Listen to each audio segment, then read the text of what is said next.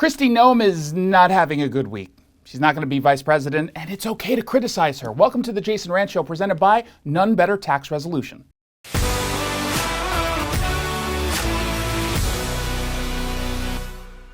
She's the Boeing of governors right now, someone having a really bad news cycle.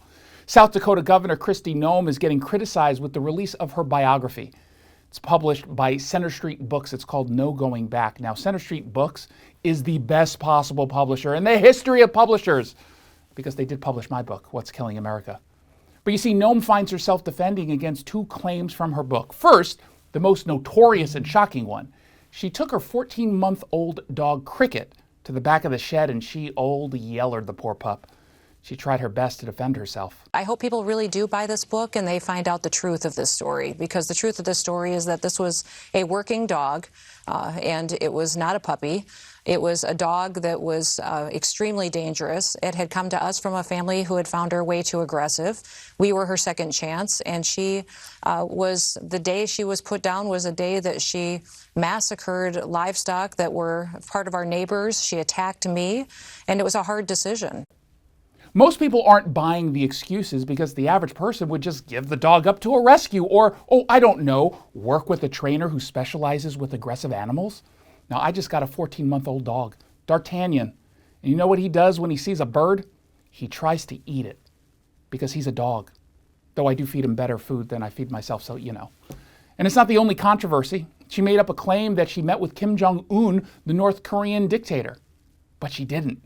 And now she's taking a pretty interesting approach to defending herself. And I understand that they're attacking me for it, Jesse. Yeah, they are. So they're also attacking you. I guess you said you met Kim Jong-un. Mm-hmm. Did you meet him?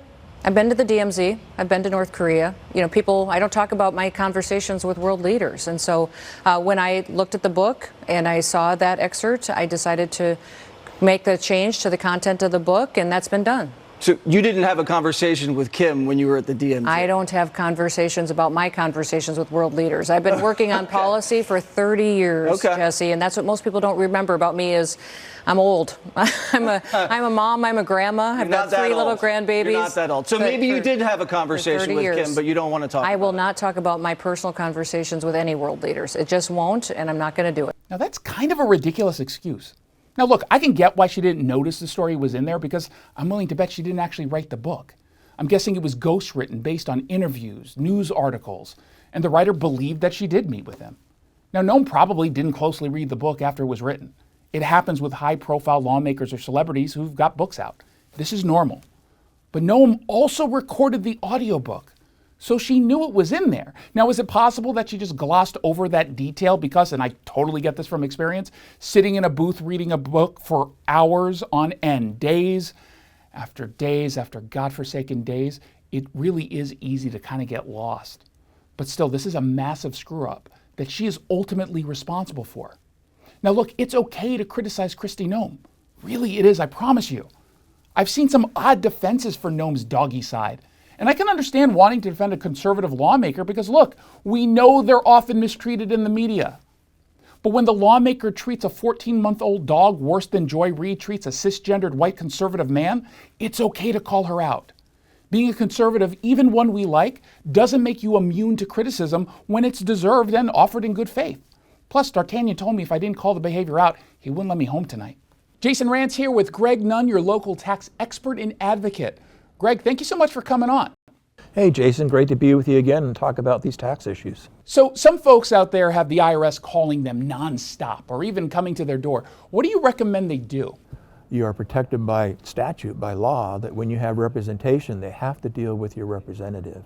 And I am acting in your best interest when I'm dealing with the IRS. And I tell you, you don't want to talk to them, it'll just stress you out.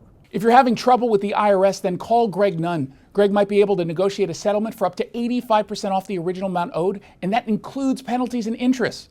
Call Greg Nunn today.